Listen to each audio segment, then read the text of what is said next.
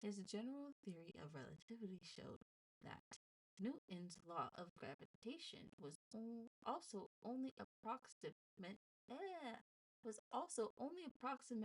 correct and would break down in the presence of very strong gravitational fields.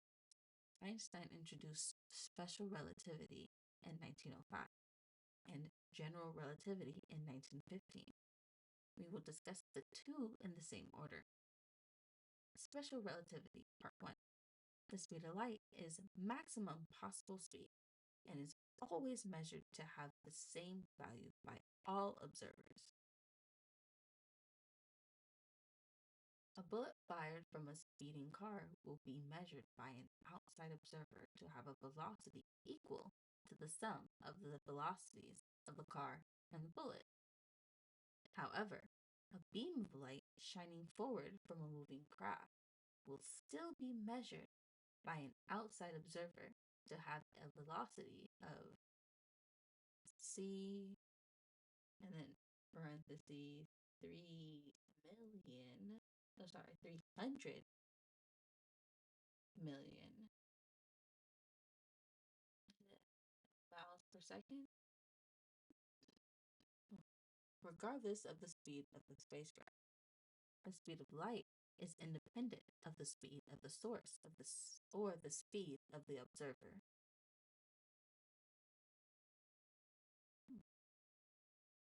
So regardless of who's watching or what else is going in the same, what they're measuring it up against, speed of light will always have the same exact speed no matter what. They are independent of one another.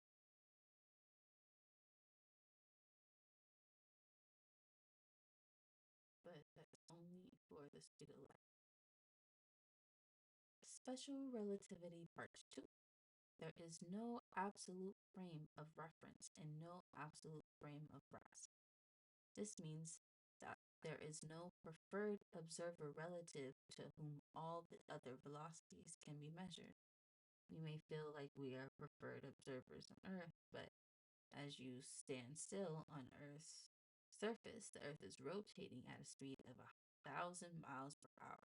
It is orbiting around the sun at a speed of 67,000 miles per hour. Wait, is that true? The Earth is rotating at a speed of 1,000 miles per hour. That's cool. It's orbiting around the sun at a speed of 76 miles per hour. Hmm. I mean, that's 76,000 miles per hour.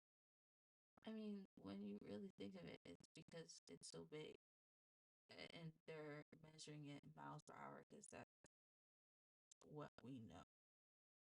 But really, there can be a different, more accurate form of measurement that we just haven't created yet. Or put a name to yet, I should say. Because it's there. We didn't create it, we just put a name to it when we found it out. Anyways, the sun is orbiting around the center of the Milky Way at a speed of 450,000 miles per hour. And the Milky Way is moving through the intergalactic space at a speed of over 1,000,000 miles per hour. So we, when we quote unquote stand still on Earth, we are moving well over 1,000,000 miles per hour as well. Therefore, velocities measured from our location in space are relative. Only relative velocities between observers matter. Special relativity part 3. Space and time are not independent, but can instead be identified as space-time. Neither space nor time can be considered independently of each other in Einstein's relativity. They are now components of a single entity known as space-time. So not only is there no absolute frame of reference in the universe, there is also no absolute universal time. Depending on motion, observers' clocks, will tick at different rates, and their time will measure differently. Oh, really? Yeah, sometimes I wonder, I have no bottles of water. Zero, zero. My mouth is dry AF. Like, I feel like Sponge. I feel like SpongeBob in that Dome episode. Water. Look, when I leave this room, I'm going to sleep. So I'm just gonna have to. I'm gonna have to, bear with it. I it's just my husband, but it's also like a couple days ago, and I'm pretty sure my son got to it first. Because my son got to it first. There's slowly just me to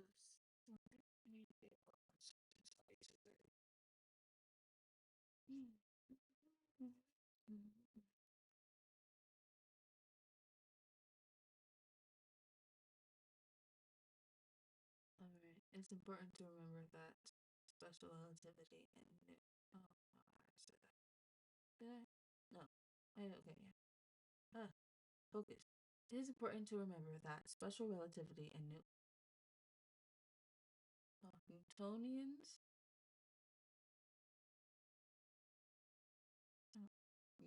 Sounds like a person. Or, yeah. Anyways, mechanics are equivalent when describing objects that are moving more slowly than the speed of light. But measurements and calculation will differ greatly at speeds approaching the speed of light. Oh, okay. Relativistic speeds. Okay.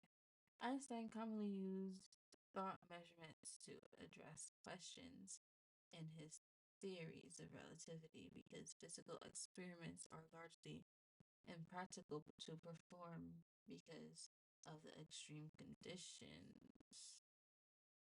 Okay, Einstein commonly used thought experiment to address questions in his theories of relativity because physical experiments are largely impractical to perform because of the extreme conditions required. Thought experiments allow us to see how the concepts of space and time must be altered in order to accept Einstein's theories. We will now conduct a few thought experiments to address one of the consequences of Einstein's special relativity, a phenomena known as a dilation. Thought experiment 1. Sally is standing in a field and John is riding on a railroad car that is moving with a velocity v. Oh, that was okay. So Sally is standing on a field and John is riding on a railroad car that is moving with a velocity v. John shines a flashlight in the direction in which he is moving. What do they both observe?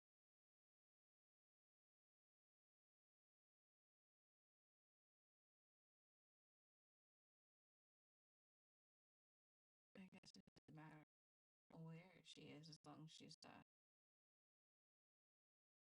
like in front of or I guess behind. Because if she's behind, she can't really see what he sees. But anyways, um, what do they both observe? Answer: because of part one of special relativity, the principle of the consistency of light, we know that each observer will measure the beam of light from the flashlight as traveling at the same speed. Yeah, I guess so. But if he's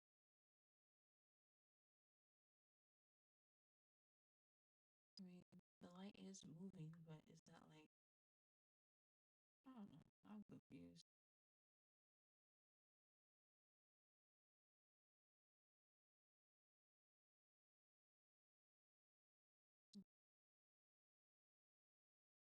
Okay, I guess I should go to part one. So there's no absolute frame of reference and no absolute frame of reference. Oh, okay. In part two, space and time are not independent, but can instead be identified as space time.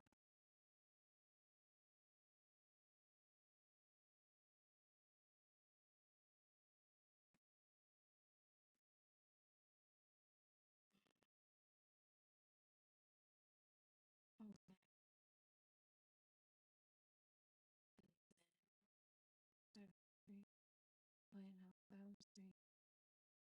Oh, part two was there was no absolute frame rate reference and no absolute frame rate reference. And then part one is the speed of light is the maximum possible speed and is always measured to have the same value by all observers. Okay. Four.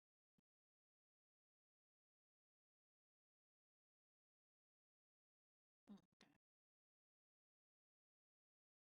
Uh, mm, Thought experiment two. Sally is standing in a field next to her is a light clock that is yeah, that is two mirrors that are reflecting a beam of light back and forth, and the journey from one mirror to the other and back again counts as one tick of the clock. Huh. Also, Sally is wearing a watch that is synchronized with her light clock. Well, I've never seen a light clock before. Note so. Look up light clock. Light clock. John is standing on a stationary railroad car. He is all He also has a light clock, and his clock is synchronized with Sally's and his own wristwatch. What happens? Nothing unusual happens. John's watch and clock stay perfectly synchronized with each other and with Sally's. Yeah, why would it change? They are completely independent of one another. One does not happen because of the other. They happen independently. All right. We have the same setup except the railroad car is now moving to the left with the velocity v. What happens? From John's perspective, the beam of light keeps going up and down between the mirrors, but from Sally's perspective, the light now has to travel a diagonal path from one mirror to another since Sally still measures the speed of light at c. She is now going to observe John's light clock as ticking slower than hers, since the light now has a longer distance to travel. However, since John is moving along at the speed as the railroad car, he still experiences his watch as being synchronized with his light clock. So Sally will see his watch slow down along with his light clock. I'm gonna have to reread this tomorrow because that made no sense to me at all.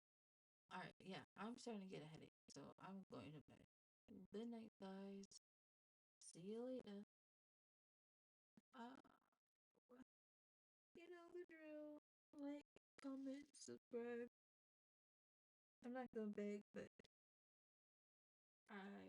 it would mean a lot to me if you would. But it's your life, I'm not gonna tell you what to do. Hope you have a good night or good morning wherever you're looking at me from. See you next time. Bye.